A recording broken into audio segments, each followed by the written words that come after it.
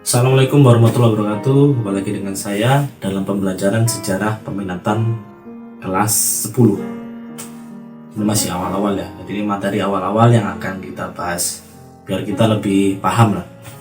Di sini saya ditemani oleh kopi hitam karena sekarang ini saya merekamnya jam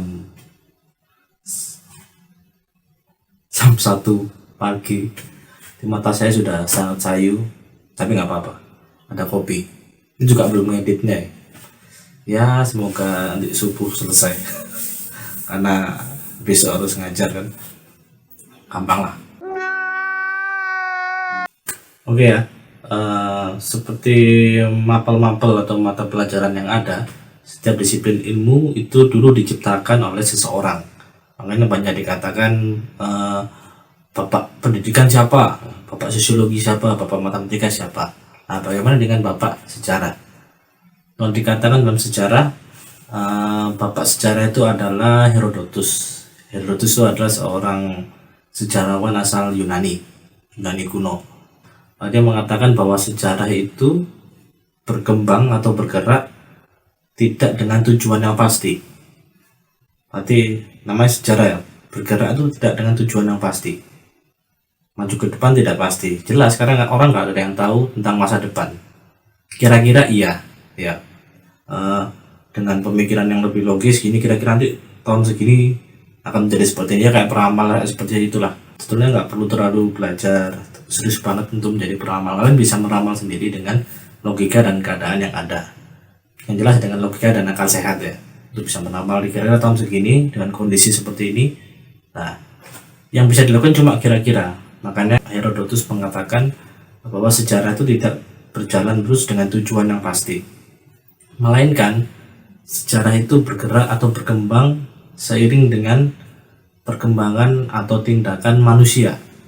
Ya, dia menggambarkan dengan bentuk seperti melingkar, spiral ya. Kayak spiral kayak pir, pernah lihat pir ya? Kan gini. Ini ya set ke atas. Tapi kerapatan antar pir satu dengan yang lain itu tidak sama, bergantung dengan manusianya, perkembangan manusianya. Ada yang sangat rapat jadi dia berkembangnya lama, tapi ada yang jarak pirnya jauh, nah berarti perkembangannya cukup cepat. Seperti itu. Jadi dia menggambarkan dengan pir. Lah kenapa kok pir kok nggak lingkaran? Karena sejarah itu tidak pernah mengulang. Sejarah itu cuma terjadi sekali dan tidak akan terulang kembali. Kalau terulang kembali itu namanya lingkaran. Ngulang-ngulang nggak ada perkembangan, stagnan. Ya.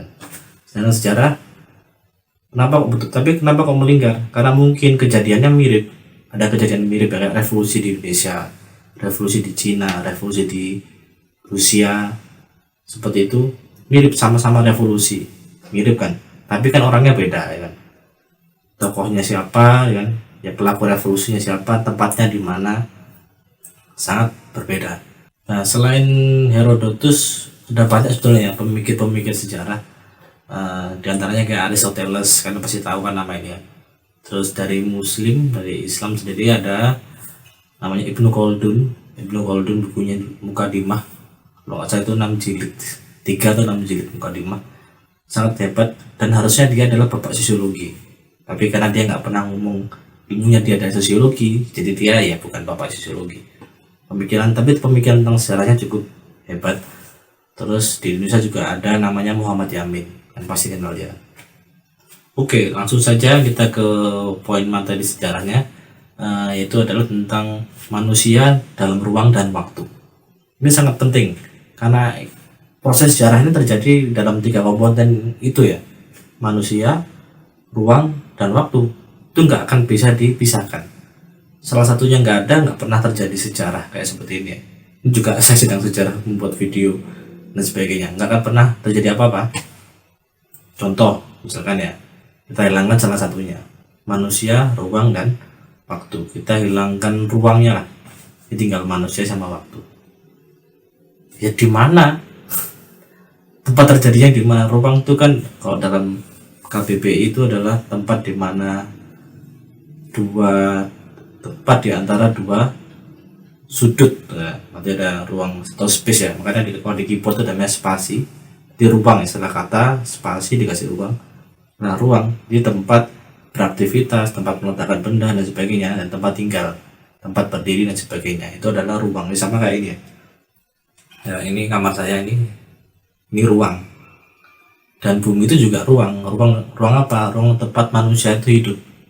Manusia sebagai pelaku sejarah, ya, itu hidup. Lah kalau nggak ada ruang, nggak ada bumi, terus apa manusia terbang? Hah? Jadi alien kayak Thanos, kamu jadi Captain Marvel?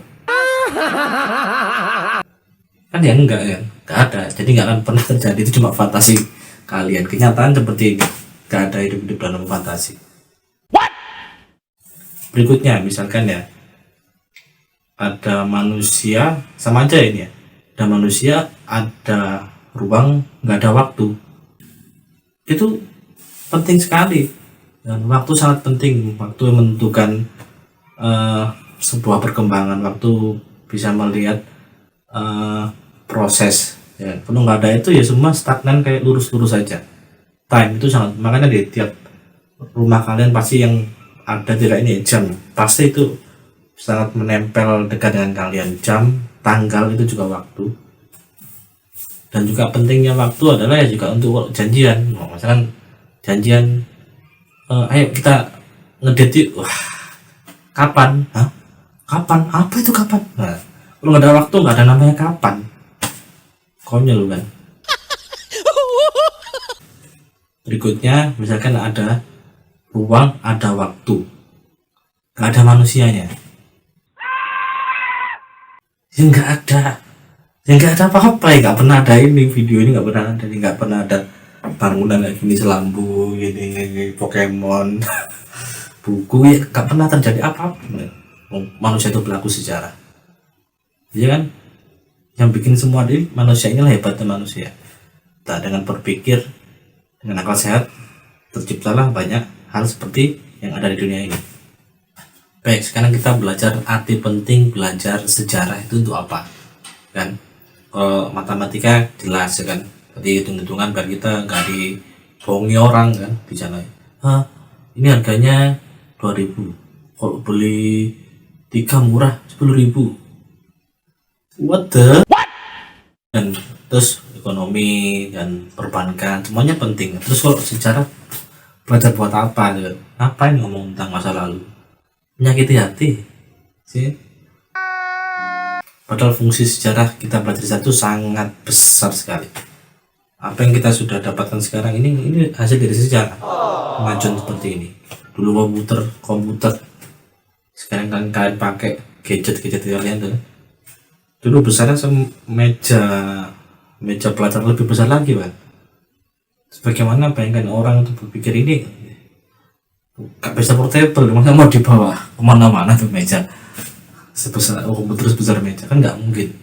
Berpikir ini salah ya. Mereka akhirnya kecilkan lagi komponennya kan, lebih kecil, tapi masih semeja. Kecilkan lagi, tetap kayak meja.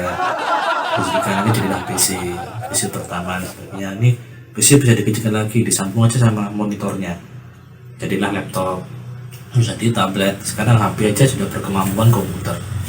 Hebat kan? Kenapa bisa? Karena mereka belajar dari sejarah. Belajar sejarah itu memberikan kita keteladanan waktu. Itu sangat penting. Apa maksudnya keteladanan waktu? Jadi itu membuat kita terus ingat bahwa waktu terus bergulir. Nah, makanya ada pepatah yang mengatakan nggak ada yang abadi di dunia ini kecuali perubahan dan kematian. Itu pasti abadi. Orang pasti berubah. Mau kamu pengen nggak berubah ya, kamu ikat dirimu di rantai gini aja,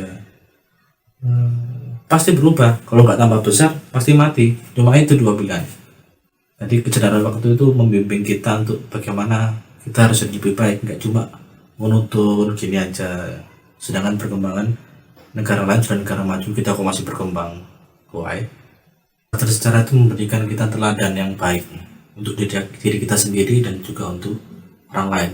Belajar sejarah itu juga bisa memperkokoh rasa nasional kita kepada bangsa. Apalagi di zaman sekarang nih, kita sedang dipecah belah oleh hal yang not smart ya.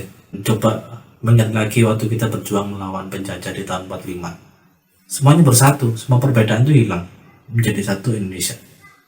bukan kado indah. Makanya itulah penting belajar sejarah untuk membuat kita cinta terhadap tanah air. Belajar sejarah itu juga meningkatkan ketegasan kita sebagai identitas kita sebagai suatu bangsa.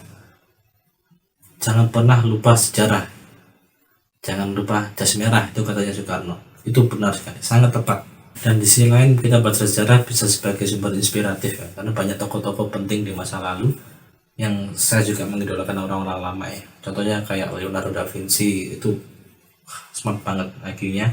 Dan tokoh Bung Karno sendiri saya sangat mengagumi beliau sebagai presiden pertama bangsa Indonesia.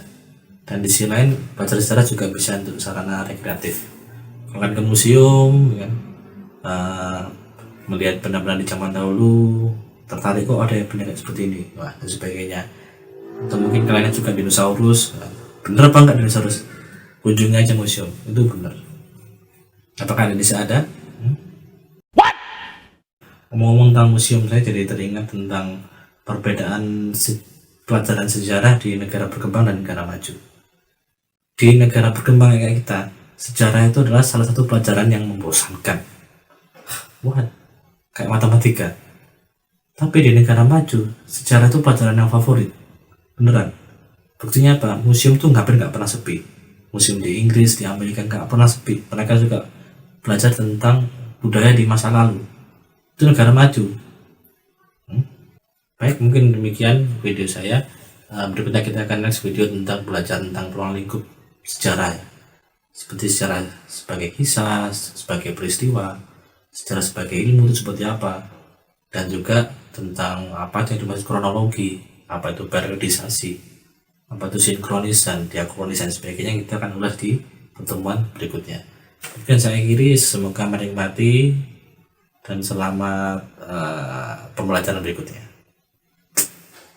Mau bisik.